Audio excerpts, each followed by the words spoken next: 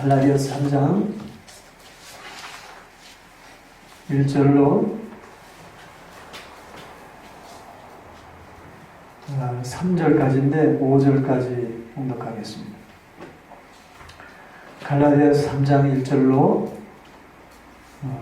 5절까지 봉독하겠습니다. 어리석도다 갈라디아 사람들아, 예수 그리스도께서 십자가에 못 박히신 것이 너희 눈앞에 밝히 보이거늘 누가 너희를 깨다냐? 내가 너희에게서 다만 이것을 알려 하노니 너희가 성령을 받은 것이 율법의 행위로냐 혹은 듣고 믿음으로냐? 너희가 이같이 어리석으냐? 성령으로 시작하였다가 이제는 육체로 마치겠느냐? 너희가 이같이 많은 괴로움을 헛되이 받았느냐? 과연 헛되냐? 너희에게 성령을 주시고 너희 가운데서 능력을 행하시는 이의 일이 율법의 행위에서냐 혹은 듣고 믿음에서냐? 아멘. 거룩하신 하나님 아버지, 부족한 종이 거룩한 제단에서 싸우니 주여, 온전한 제사를 드리는 마음으로 주의 말씀을 증거하게 하여 주시옵소서. 성령님께서 친히 이 귀한 진리를 깨닫게 해주시고 어둠의 세력들이 조금 더 틈타지 않도록 막아주셔서 듣는 자나 전하는 자가 각기 하나님의 지혜 가운데 귀한 진리를 깨달을 수 있도록 축복하여 주시옵소서. 예수님의 이름으로 기도드리옵나이다. 아멘. 또 은혜를 구하는 삶이다. 늘 은혜 많이 얘기를 합니다. 그러면은 우리가 늘 말하고 있는 이 은혜를 구하는 삶, 은혜가 넘치는 삶이 과연 여러분들은 어떻게 이해하고 있나요? 어떻게 이해하고 있습니까? 매사에 하나님의 도움을 구하고 또 이 구하는 것이 응답이 되어졌을 때 은혜라고 생각을 하나요? 아니면은 삼위 하나님을 두고서 하나님의 자비로 모든 일에 평안이 있기를 간구하는 것이 은혜라고 생각하십니까? 뭐가 은혜의 삶이죠? 한번 생각해 봤어요? 그냥 늘 신앙생활하면서 은혜가 넘치는 삶, 은혜를 구하는 삶 이렇게 얘기하고 있는데 과연 그게 어떤 의미인지 좀 이해해 보셨나 하는 것을 좀 묻고 싶어요. 은혜가 넘치는 삶이 뭔가요?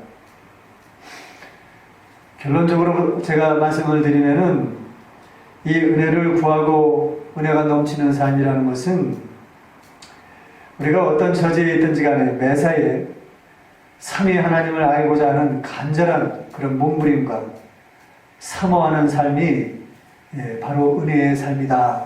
이렇게 정의 내릴 수가 있습니다. 삼위 하나님을 알고자 하는 간절한 몸부림, 그 사모하는 마음이 동기가 되어야 된다는 거예요.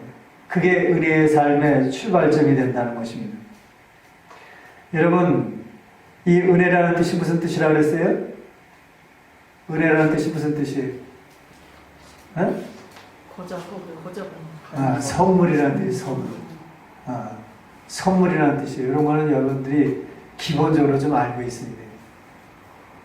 그것도 그냥 선물이 아니라 그때그때 값없이 주시는 뭐예요? 가장 좋은 선물이에요. 가장 좋은 선물. 하나님만이 줄 수 있는 가장 좋은 선물이에요. 그러니까 하나님만이 줄 수 있는 가장 좋은 선물이니까 뭐예요? 이 세상에서는 구할 수 있는 거예요? 못 구하는 거예요? 못 구하는 선물이란 말이에요. 이 세상에서는 어떤 것도 비교될 수 없는 선물이에요. 그런데 이 선물을 성경에는 단 한마디로 함축해서 설명하고 있어요. 그게 뭐냐면 누가복음 11장 13절에 성령으로 예수님은 말씀하고 있는 거예요. 성령으로. 그래서 이에 대한 다른 병행구, 누가복음 11장 13절에 대한 다른 공간복음에서의 병행구에서는 가장 좋은 선물이라고 이렇게 표현하고 있어요.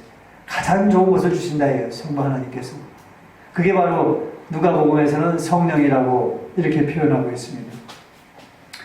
여러분 아시겠지만 성령은 요한복음 16장에 기록한 대로 성도들에게 뭐예요? 오로지 진리, 하나님의 말씀을 깨닫게 해서 삼위 하나님을 더욱 알게 한다는 거예요. 성령의 사역이라는 거죠. 이거는 기본적으로 여러분들이 깔고 있어야 돼요. 근데 그것도 그냥 알게 하는 것이 어떻게 알게 한다고요? 그냥 알게 하는 것이 아니라 성령이 내주하심으로 함께 동행하셔서 어떻게 알게 한다요? 체험적으로 하는 거예요. 체험적으로. 눈으로 보고 귀로 듣고 손으로 만지고 체험적으로 하는 거예요. 그렇기 때문에 이 하나님을 안다는 이 믿음이라는 건요, 그냥 표면적인 믿음이 아니라는 거죠. 체험적인 확인된 믿음이라는 거예요. 확인된 믿음. 따라서 은혜를 사모한다는 말은 매 순간 무슨 일을 만나든지 간에, 무슨 일을 하든지 간에 진리를 통해서, 말씀을 통해서 하나님을 알아가고자 하는 간절함이 바로 은혜를 사모하는 삶이라고 이렇게 말할 수가 있는 것입니다. 처음에 제가 질문한 거하고 좀 틀리죠? 같습니까? 틀립니까? 좀 차이가 있죠? 여러분, 오늘 바울은 갈라디아 교인들에게 편지를 쓰면서 여러 때와는 달리 어떻게 편지를 쓰고 있어요? 매우 격양된 표현을 쓰고 있어요. 아주 좀 약간 불쾌한 듯이, 감정이 좀 상한 듯이 이렇게 편지를 쓰고 있습니다. 1절에 보니까 어리석도다 갈라디아 사람들아, 어리석도다 갈라디아 사람들아, 예수 그리스도께서 십자가에 못 박히신 것이 너희 눈앞에 밝히 보이거늘, 밝히 보인다는 거예요. 이 사람들이 예수님께서 십자가에 죽은 걸 봤어요? 못 봤어요? 못 봤죠? 그렇죠? 죽고 난 다음의 사람들 아니에요. 근데 너희 눈에 밝히 보이거늘, 체험적인 신앙을 말하고 있는 거예요. 밝히 보이거늘, 누가 너희를 깨더냐? 여러분, 오늘 바울이 붕괴하고 있는 이유가 뭡니까? 바울이 붕괴하고 있는 이유가 뭐예요? 바울은 이 예수님의 십자가의 의미가 분명하게 드러남에도 불구하고 갈라디아 교인들 사이에 어떻게 됐다는 거예요? 그 뜻이 심각하게 왜곡되어서 교인들 사이에 회자되고 있다는 거예요. 회자되고, 널리 분포되고 있다는 거예요. 이거를 바울은 아주 심각하게 받아들이고 있는 거예요. 이걸 책망하고 있는 겁니다. 여러분, 하나님의 진리를 한마디로 함축한다면 뭐라고 그랬어요? 제가 옛날에 하나님의 진리의 말씀을 한마디로 함축해서 말한다면 뭘로 표현할 수 있다고요? 예수님의 십자가의 대속이라고 부르는 거예요. 이렇게 하나님의 진리를 한마디로 얘기하라는 거예요. 예수님의 십자가의 대속. 이렇게 얘기하면 맞는 거예요. 그게 정답이에요. 여러분, 메모를 해놔야 돼요. 이것이 은혜라는 하나님의 굴과 자비라는 아주 아름답고 오묘한 것으로 포장되어 있는 알맹이라고 할 수 있어요. 뭐라고 해요? 알맹이라고 할 수 있단 말이에요. 그럼에도 갈라디아 교인들 간에는 이에 대한 잘못된 신앙이 만연하고 있다는 사실. 은혜 안에 정작 있어야 될 그 알맹이, 뭐예요? 예수님의 십자가라는 참된 진리라는 알맹이가 있어야 되는데 그것이 없고 어떻게 해요? 예수님의 십자가와 비슷한 아주 유사한 그런 율법적인 행위라는 것이 그 속에 대신 들어가 있다는 거예요. 이걸 지금 오늘 책망하는 거예요. 이걸 여러분들이 오늘 이 시간에 깨달아야 되는 거예요. 똑같이 예수님의 십자가에 대해서 외치고 있지만은 거기에 아주 교묘하게 그 요거를 빙자한 유사한 율법적인 행위가 그 알맹이 속에 대신 들어가 있단 말이에요. 여러분들은 이걸 좀 분별해야 되는 거예요. 바울은 이런 문제점을 결코 가볍게 여기지 않았어요. 근데 우리는 너무나도 가볍게 여겨요.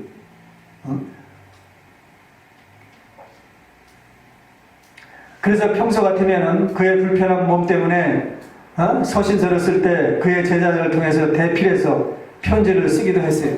그런데 이번 갈라디아 교인들에게만큼은요, 어떻게 해요? 그들의 심각성을 일깨우기 위해서 친히 붓을 들고 아주 글씨를 써도 그냥 쓴 게 아니라 큰 글씨로 편지를 썼다고 갈라디아서 6장 11절에 기록하고 있어요. 6장 11절을 그렇게 기록하고 있단 말입니다. 그만큼 갈라디아 교회의 문제점은 예수님의 대속과는 거리가 먼 오류를 품고 있다라는 사실입니다. 여러분, 이 부분에 대해서 솔직히 이 부분에 대해서 오늘날 우리 교회와 여러분들 사이에 이런 것들을 심각하게 한번 진단해 볼 필요가 있어요.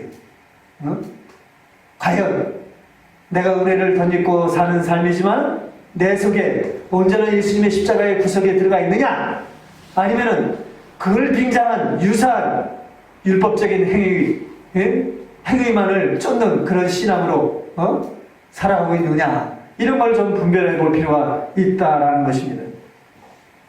이게 굉장히 중요한 거예요. 여러분, 갈라디아는요, 지금의 소아시아, 터키, 중부지방의 광범위한 지역을 말하고 있어요.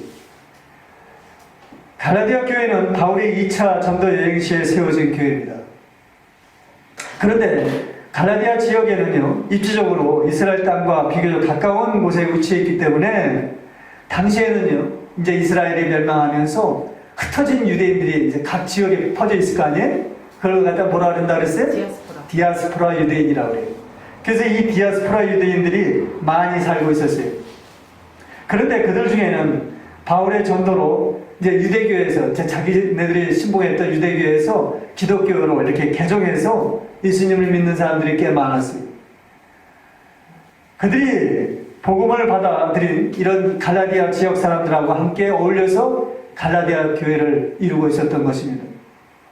그런데 문제는 이 유대인들이 문제예요. 신앙에 큰 결함을 가지고 있었다는 거예요. 그들은 하나같이 아무리 예수를 믿고 구원을 받았다 하더라도 이 유대교에서 기독교가 나온 만큼 또 기독교인들도 이 유대교 의식에 따라서 할례나 절기를 지켜야 된다고 이렇게 주장하는 자들이에요. 이게 문제예요. 기독교가 유대교에서 나왔기 때문에 그 유대교에 있던 그 구약에 있는 율법적인 의식이나 절기, 할례 이런 절기 같은 거를 그래도 같이 병행해서 예수님을 믿어야 된다 이렇게 주장하는 자들이 생겨났던 거예요. 온전히 변화되지 않은 거죠. 더구나 그들이 알고 있는 복음의 근본이 유대인들에 의해서 건너왔다고 이렇게 생각하고, 또 심지어는 바울도 유대인 중에 한 사람이라고 이렇게 착각하고 있는 상황이었기 때문에 기독교가 단지 유대교 중에 한 분파라고 이렇게 여겼던 거예요. 한 분파라고. 갈라디아 교인들은 그렇게 여기고 있었습니다. 이러다 보니까 복음의 핵심적인 교리에 연약했던 갈라디아 교인들은 속절없이 이 디아스포라 유대인들이 주장하는 그런 신앙을 본받고 그들의 영향에 빠지고 만 것입니다. 이런 상황을 전해들은 바울은 단호하고 강한 표현을 써가면서 결론부터 말하고 글을 써내려가고 있습니다. 1장 8절에는 심지어 뭐라고 그래요? 하늘로부터 온 천사라도 우리가 전한 복음 외에 다른 복음을 전하면 뭐라 그랬어요? 저주를 받을지어다. 저주까지 말하니까 이게 얼마나 심각한 문제예요. 저주까지 말하니까. 그러므로 우리는 오늘 이 다른 복음이 무엇인지 분명하게 좀 구분해서 들어야 해요. 다른 복음이 뭔가? 다른 복음이라는 거는요, 그냥 완전히 다른 게 아니라 같으면서도 다른 게 이게 다른 복음. 이거를 구분할 줄 알아야 되는 거예요. 그렇다면 다른 복음이 뭔가?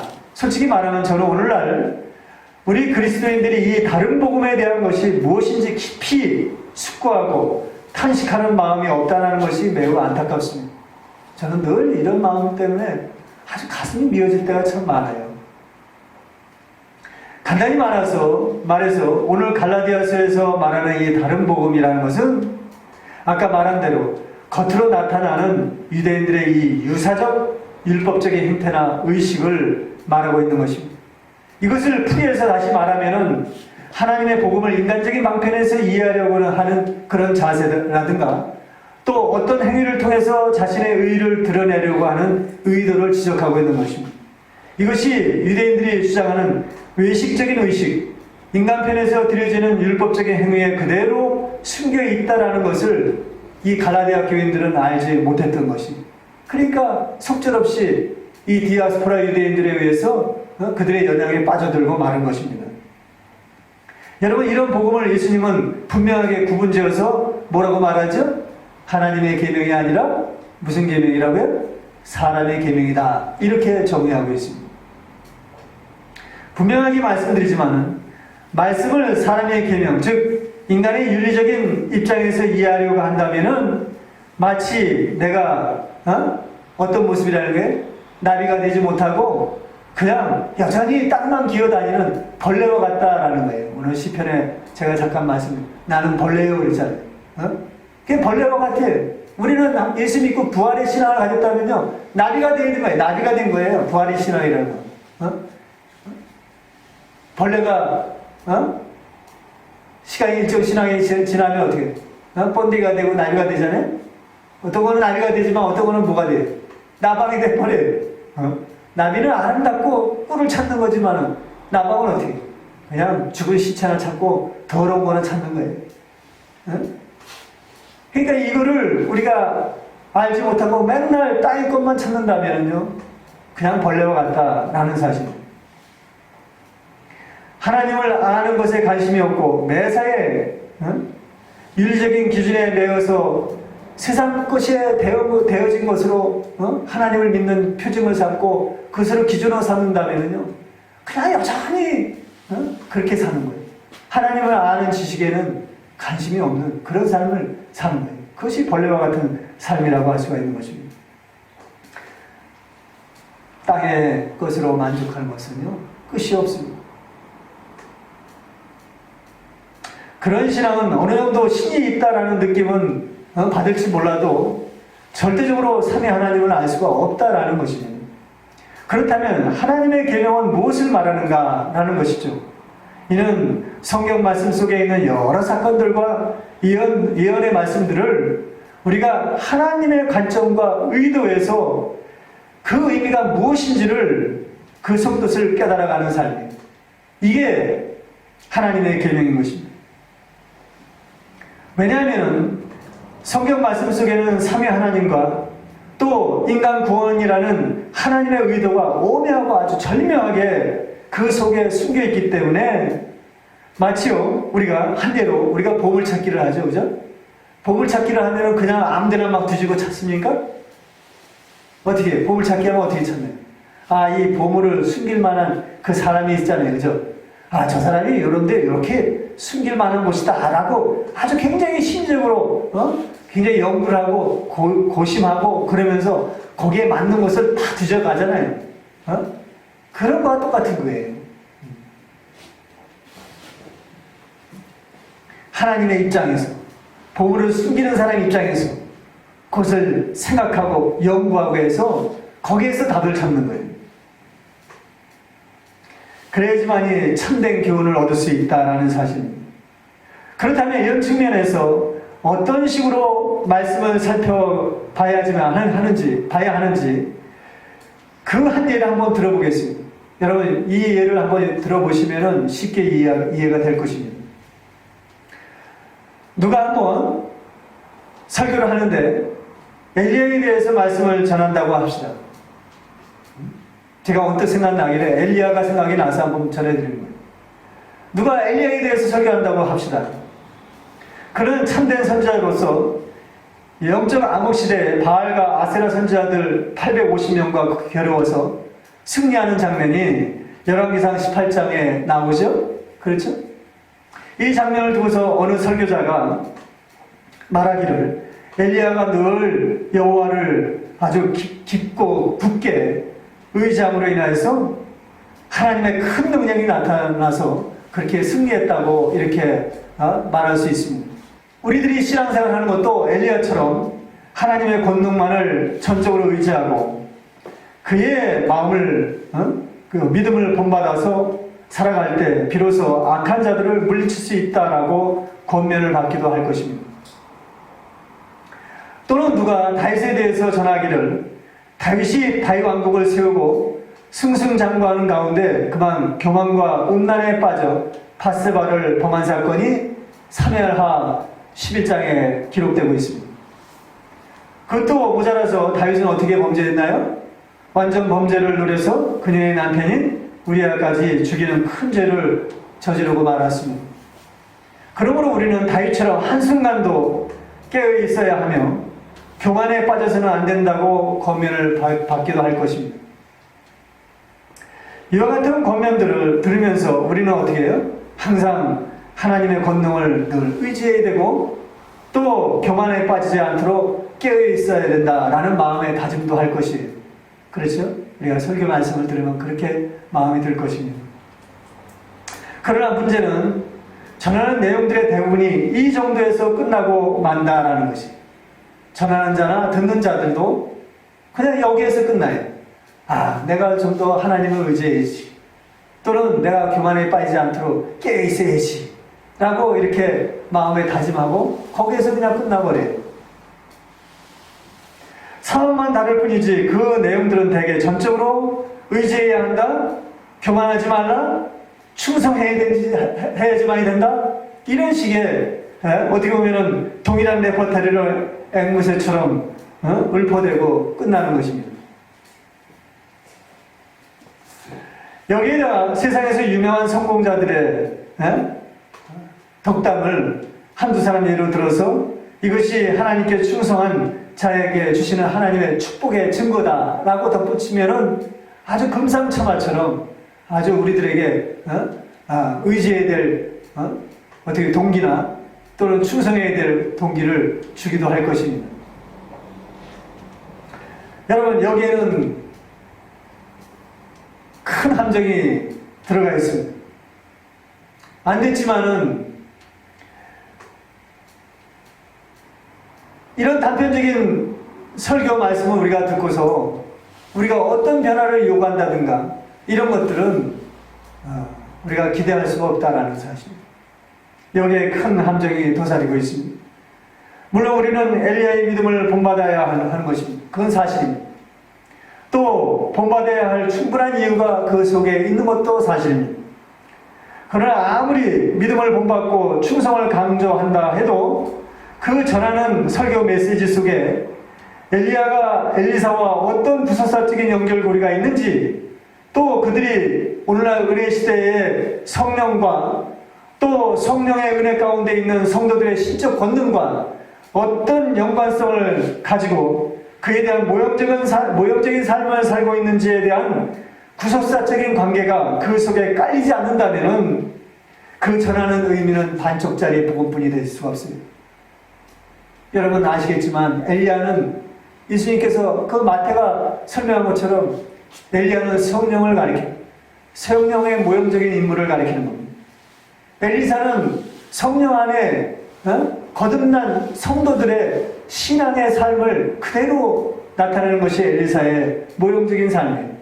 이걸 토대로 해서 엘리사에 대한 많은 증거들을 증거해야지만이 온전한 지식이 전달되는 것이지, 엘리야처럼 믿음을 가지고 하나님의 권능을 의지해야지만이 의지한다면 850명 아니라 1000명, 10,000명이 와도 다 이겨낼 수 있다고 한다면 그것이 어찌 그 사람에 대해서 듣는 자들이 변화가 될 수 있겠습니까?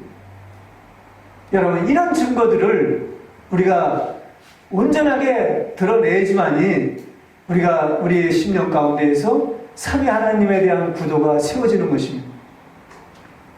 마찬가지로 다윗의 믿음에 대해서도 마찬가지입니다. 다윗과 다윗 왕국의 부서사적 의미가 뭔지, 또 바세바를 범한 사건이 신약에 와서 예수님의 십자가의 사건과 어떤 모형적인 성격을 가지고 있는지에 대한 그런 설교 내용 속에서 그에 맞는 하나님의 뜻을 전하지 못한다면 그것이 사람의 계명이 될 수밖에 없다라는 사실입니다. 여러분, 한번 곰곰이 생각해 보십시오. 이와 같은 앵무새처럼 맹목적인 믿음이나 순종만을 아무런 근거 없이 여러분들이 듣는다면 어떤 생각이 들겠습니까? 어떤 생각이 들까요? 막상 들을 때는 고개를 끄덕이며 좋은 말로 들릴 수 있겠지만은 그 여러분들 속에는 어떤 마음이 들까요?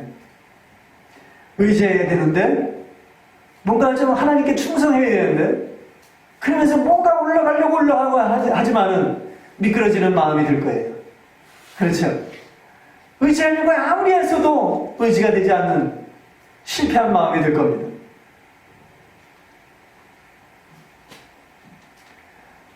마치 미치지 못할 넘사벽을 절감하는 느낌이 들 것입니다. 마치 중간에 사닥다리가 없이 너무 높아서 올라갈 수 없는 높은 곳을 바라보는 느낌이 들 것입니다. 여러분, 이런 것들은요, 교묘히 은혜를 추구하고 강조하는 것처럼 보이지만은 실상은 전혀 그렇지 않습니다. 실제적으로는 은근히 신앙의 부담만을 유발해서 생명과 은혜가 아닌 듣는 자들을 위선과 저주로 몰아가고 있다라는 사실. 여러분들 이런 사실을 분명히 아셔야 합니다. 여러분, 이와 같이 구속사적인 의미가 저변에 깔리지 않는 그저 순종하라, 빠지지 말라라는 이런 식의 이분법적인 신앙은요, 아무런 영적 변화를 가져올 수가 없습니다. 오히려 유사적인 율법 행위에 빠져들어서 생명 없는 신앙생활을 그냥 하고 마는 거예요. 끝까지. 내가 예수 믿는다고 하면은 내가 예수를 믿는지 뭘 믿는지 분명하게 알지 못하며 그냥 혼돈된 삶을 살다가 인생이 끝나는 것입니다. 거기에는 구원이 없습니다. 결국 이들은 변화되지 못한 자신의 죄성을 어떻게 할까요? 그걸 감추기 위해서 어떤 식으로 할까요? 어떤 식으로 신앙생활을 할까요? 겉으로 나타나지는 행위를 행위로서 자신의 치부를 감추려고 몸부림칠 것입니다. 게다가 타락한 인간은요, 본시 자신의 내면에 도사리고 있는 이 죄성들을 들춰내는 것을 매우 꺼려합니다. 눈에 보이는 어떤 행함을 통해서 자신의 문제를 버리려는 그런 욕구에 사로잡히기 쉽습니다. 여러분, 이것을 어디에서 우리가 알 수 있나요? 아담과 하와가 타락한 이후에 어떻게 했습니까? 나무숲에 숨어가지고 어떻게 했어요? 무화과 나뭇잎을 엮어가지고 끊임없이 자기의 수치를 가리려고 했었죠. 무화과 나무는 율법을 상징한다고 제가 말씀을 드렸습니다. 자기의 행위로 끊임없이 자기의 수치를 가리려고 하는 욕구에 사로잡히고 만다라는 사실입니다. 이걸 조심해야 되는 거예요.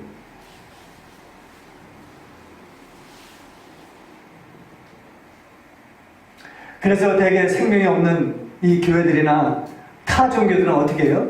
선행을 강조하고 어떻게 구제나 의식, 어떤 종교적인 의식 이런 것들을 많이 강조하죠. 그런데 우리 교회도 그걸 따라가고 있단 말이에요.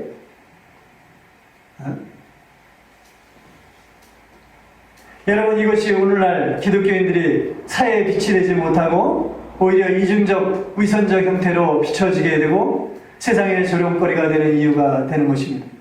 이것을 신학적인 용어로 뭐라고 하는지 아세요? 신율법주의적인 신앙이다. 여러분, 신율법주의라는 거 얘기 많이 들어보셨죠? 사실 이런 신율법주의 신앙 형태는요, 굉장히 광범위하게 나타나고 있습니다. 사회 정의나 또는 정치나 은사나 여러분 병 고치는 거 여러 가지 이런 것들도 근본적으로 따지면 행위를 조장하는 거예요. 또는 귀신이나 축사 이런 것들, 또는 하나님의 능력만을 외치는 기복적인 신앙들, 이런 다양한 영역에서 골고루 퍼져 나타나고 있는 것입니다. 여러분, 이런 것들을 조심해야 되고, 그래서 이것이 바로 이 갈라디아 교인들의 문제이고 또 오늘날 우리들이 처한 문제이기도 한 것입니다. 여러분, 구약시대를요, 한마디로 설명한다면 오늘날 은혜시대를 위한 교과서라고 할 수 있습니다. 구약의 율법시대. 다시 말해서 신약의 은혜시대를 답이라고 한다면 구약의 율법시대는 공식과 풀이 과정이라고 할 수가 있습니다. 그렇기 때문에 하라 하지 말라라는 단순한 도식보다는 치밀한 논리와 구속사적인 답을 끌어내기 위한 전개 과정이 어디에 있다고요? 구약 율법시대에 있다라는 거예요. 그래서 신약 서신서에는 뭐가 없어요? 비유가 없어요. 비유가. 답에 비유가 있으면 필요가 없죠. 그렇죠. 탑에는 비유가 있을 필요가 없어요. 그러나 구약 율법 시대나 예수님께서 십자가에 못 박히기 전 육신의 삶을 살 동안은 그 전까지는 다 율법, 묵시와 예시와 비유가 있는 거예요. 이 비유가 바로 무엇입니까? 일정한 공식과 또는 논리가 그 속에 담겨 있다는 것. 그것을 풀기 위해서는 이 온전한 공식을 분명하게 알고 거기에 맞춰가지고 우리가 이해해야지만이 온전한 과정을, 전개 과정을 풀어나갈 수가 있다는 것이죠. 그렇다면 우리는 늘 우리 삶 가운데 신앙의 답을 찾고자 하는 간절한 사모함을 얻기 위해서는 위로부터 나는 그런 지혜를 우리는 늘 강구하는 자세가 중요하다는 것을 우리는 알 수가 있습니다. 그래야만이 삼위 하나님에 대한 온전한 답을 얻을 수 있고 거짓 없는 거룩한 동기를 얻을 수 있는 것입니다. 그러기 위해서는 우선 오직 예수님의 십자가의 대속의 진리를 신구약 말씀의 전반에 걸쳐 살펴보는 자세가 중요할 것입니다. 여러분, 이런 관점에서 볼 때 갈라디아 교인들의 문제를 다시 한번 살펴봐야겠습니다. 갈라디아 교인들은 복음을 듣긴 들었지만은 유대인들의 편협되고 단편적인 율법 신앙을 그대로 답습함으로 인하여서 참된 복음이 아니라 다른 복음에 빠지게 되었다라는 것을 바울은 그렇게 단정하고 있는 것입니다. 여러분, 율법은 당연히 행위를 요구합니다. 그러나 바울이 말한 것처럼 율법의 전반적인 내용은 죄를 깨닫게 하고 동시에 행위를 의지하는 것은 바로 저주라는 것을 분명히 나타내고 있습니다. 이걸 당시 디아스포라 유대인들은 깨닫지 못했던 것입니다. 이와 마찬가지로 우리 교회에서도 율법에 대한 분명한 구설사적인 논제가 없이 의지하라, 순종하라 이런 단편적인 메시지만을 듣는다면, 그런 식으로 가르친다면 어떻게 우리의 신앙생활이 바뀔까요? 갈라디아 교인들처럼 그저 유사적인 율법 행위에 매여가지고 그렇게 신앙생활을 할 수밖에 없다는 사실을 여러분들이 분명히 아셔야 하는 것입니다. 이에 대해서 갈라디아서 2장 16절에 바울은 아주 간단명료하게 설명하고 있죠. 사람이 의롭게 되는 것은 율법의 행위에서 난 것이 아니요 오직 예수 그리스도를 믿음으로 말미암은 줄 아므로 우리도 그리스도 예수를 믿나니 이는 우리가 율법의 행위에서가 아니고 그리스도를 믿음으로써 어떻게 의롭다함을 얻으려 함이라. 율법의 행위로서는 의롭다함을 얻을 육체가 하나도 없다는 거예요. 그러니까 행위가 적용되는 것은 절대적으로 안 된다는 겁니다. 여러분, 하나님은 자신의 일에 힘에 붙여 인간의 도움이 필요한 분이 아닙니다. 여러분 아시죠? 여러분, 우리가 구원의 문제를 단순한 행위에 의존하려고 하는 것은 어떻습니까? 아주 간단히 설명될 수 있어요. 왜 행위에 의존할까? 한번 스스로 한번 돌아보세요. 자신이 얼마나 구원받기에 합당치 않은가를 절감하지 않기 때문에 그래요. 바울처럼 자신이 날마다 죽어야 할 만큼 죄가 많다라는 사실을 절감하지 않기 때문에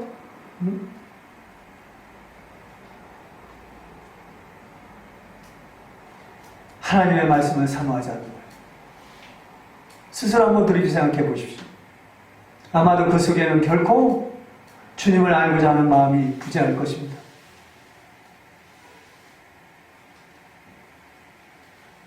하나님도 마찬가지예요. 하나님이 받으시는 제사는 뭐라 그랬어요? 중심에 통회하는 자를 받으시고 그에게 의를 주신다고 말씀하시고 있죠? 성도 자신이 죄인임을 절감하기 전에는 주님의 은혜도 없을 뿐만 아니라 역사하지 않는다는 것입니다. 우리가 죄의 굴레에 매여 있음을 늘 실감할 때 주님의 손을 붙잡고 나아갈 수가 있는 거예요. 그런데 주님이 누군지 우리가 손을 잡고는 있지만은 이게 주님이 누군지, 주님인지 아니면 사단인지 귀신인지 알지 못하고 손을 잡을 수 있습니다. 그렇죠? 말씀을 마치겠습니다. 율법과 은혜가 뒤섞인 복음은 존재하지 않습니다. 이는 예수님의 십자가의 공로로 율법은 완성되었기 때문에 그랬습니다. 은혜 시대를 살아가는 우리들에게 더 이상 율법은 우리의 대상이 아닌 것입니다.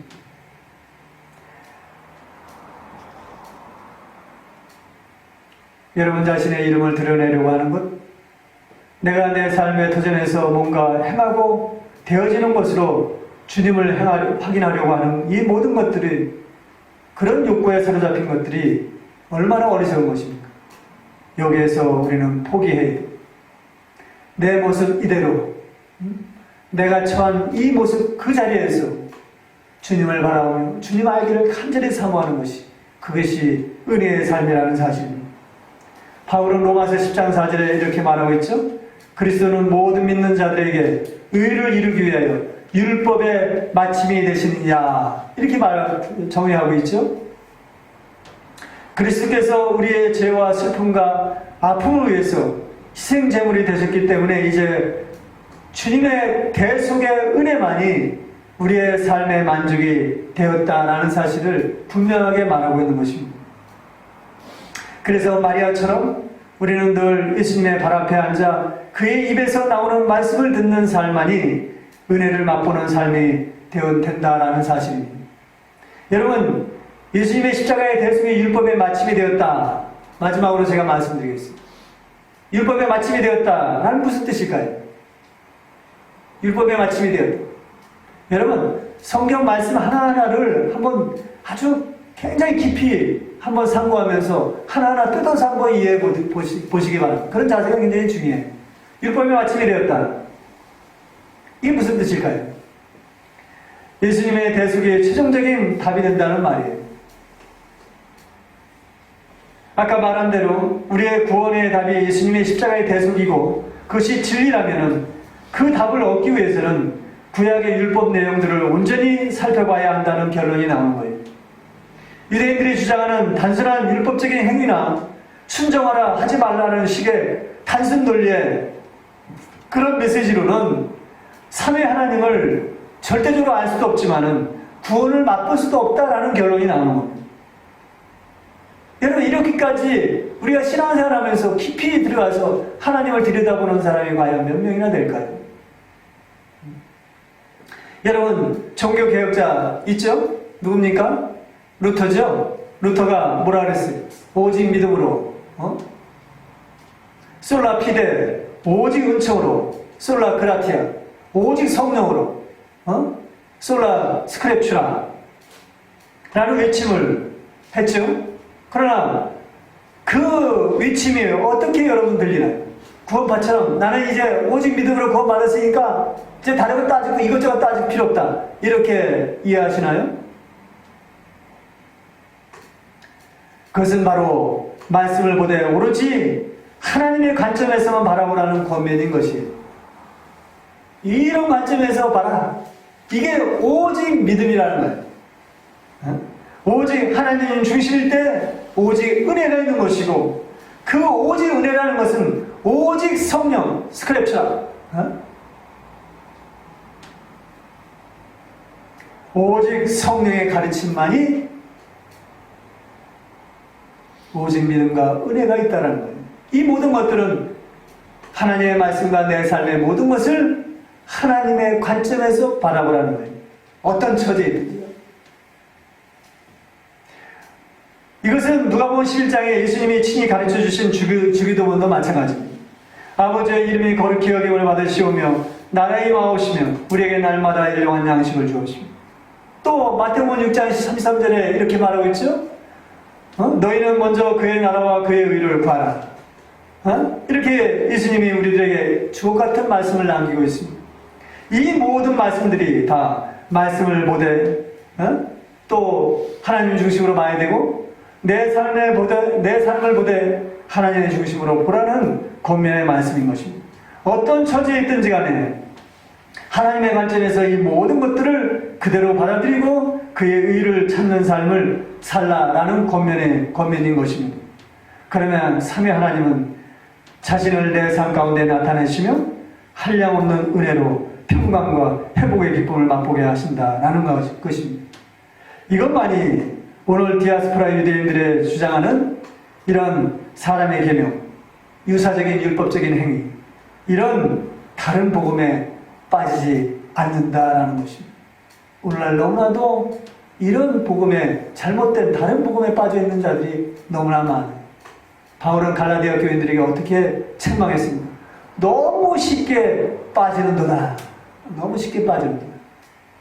유튜브를 보면은 참 가슴이 아파요. 여러분, 이런 오류에 빠지지 않도록 늘 기도하면서 삼위 하나님의 말씀 속에 들어가는 축복된 여러분들이 되시기를 주님의 이름으로 기도합니다.